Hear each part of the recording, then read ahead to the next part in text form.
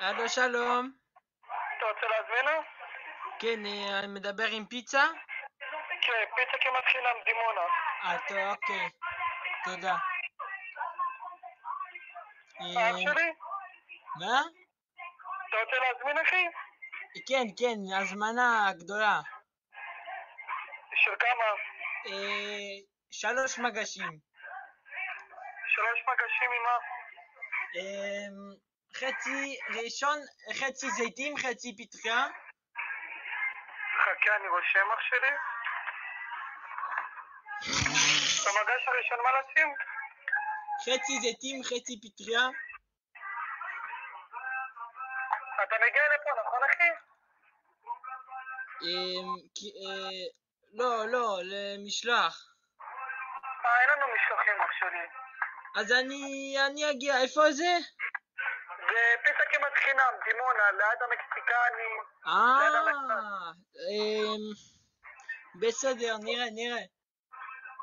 איפה אתה גר, אחי? בדימונה? בדימונה.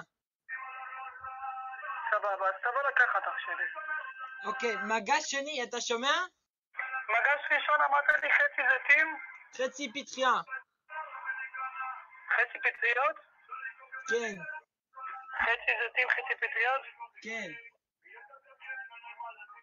מגש שני? מגש שני, חצי זיתים.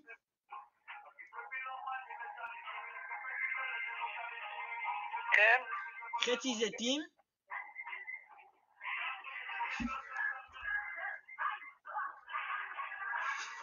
אני שומע, אח שלי.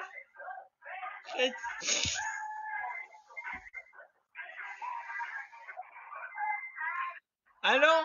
אני לא שומע אותך, גבר. מגש שני, מה נשים לך? חצי זיתים, חצי מה? זיתים. חצי זיתים וזהו? מה? לא שומע. אני אומר חצי זיתים וזהו? חצי זיתים ירוק, חצי שחור. סבבה. ומגש שלישי? חנה.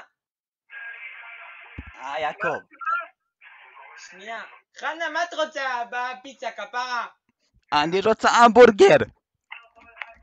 היא רוצה המבורגר, טוב, לא משנה, ביי.